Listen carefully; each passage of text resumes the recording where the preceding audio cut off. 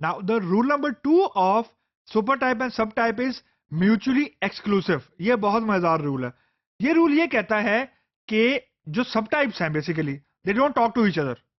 बहुत सिंपल सी बात है, लेकिन इसका इंपैक्ट बहुत ज्यादा है। Mean it is specific to subtype only.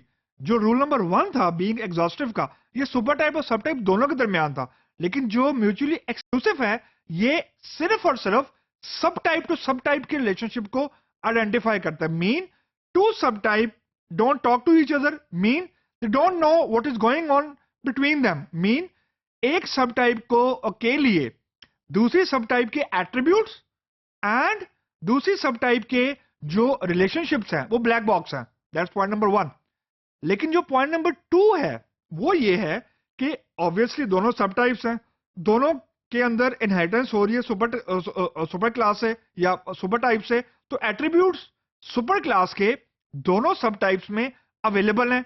लेकिन क्योंकि एक सब टाइप को दूसरी सब टाइप के बारे में नहीं मालूम, यानी ब्लैक बॉक्स है and they don't talk with each other, इससे मुराद ये है कि when we will have actual data, live data, तो लाइव डेटा की जो वैल्यू है वो भी क्योंकि सुपर क्लास सब टाइप्स को नहीं पता, तो वो जो वैल्यू होगी किसी भी एक एट्रीब्यूट की, सुपर टाइप के किसी एक एट्रीब्यूट की वैल्यू एक वक्त में किसी एक ही सब टाइप में अवेलेबल होगी। मीन जो हमारे पास सुपर टाइप का एट्रीब्यूट है, लेट्स सपोज कोई भी आईडी है, तो आईडी के अंदर जो भी वैल्यू है वो एक पर्टिकुलर टाइम में किसी एक ही सब टाइप के में अवेलेबल होगी। Mean it is not possible कि एक सब टाइप दूसरी सब टाइप की उस वैल्यू को एक्सेस कर ले या उस वैल्यू को एब्जॉर्ब कर ले या उसको वो वैल्यू असाइन हो जाए जो सुपर टाइप में अवेलेबल थी।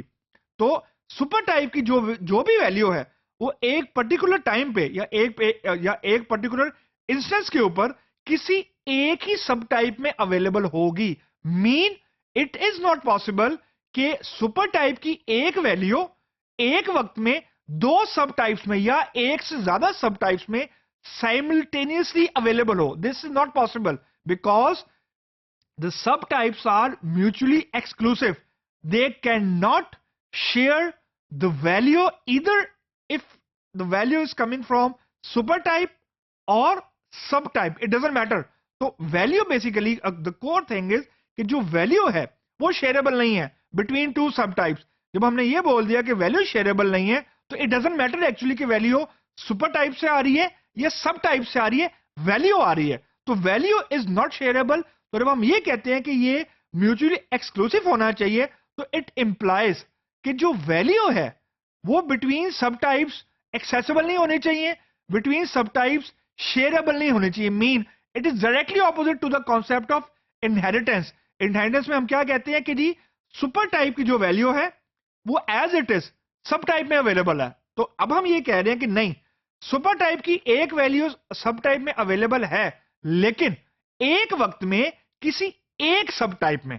ऐसा नहीं हो सकता कि सुपर टाइप ये कहे कि जी एट्रीब्यूट सारे अवेलेबल है और वैल्यूज भी सारी की सारी सब टाइप्स में अवेलेबल है, ऐसा नहीं हो सकता। तो mutually exclusive is directed toward the data, not the attributes.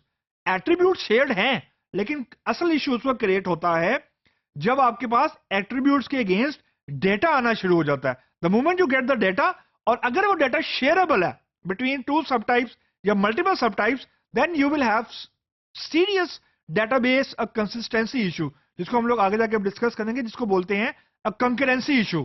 तो उसके लिए ये म्यूचुअली एक्सक्लूसिवनेस का जो रूल है that is very very handy कि जस्ट टू मेक श्योर एक वक्त में एक सुपर टाइप एक्चुअली मैप हुई है with only one subtype, full stop, no sharing of data between subtypes. तो ये बेसिकली म्यूचुअली एक्सक्लूसिवनेस का रूल है।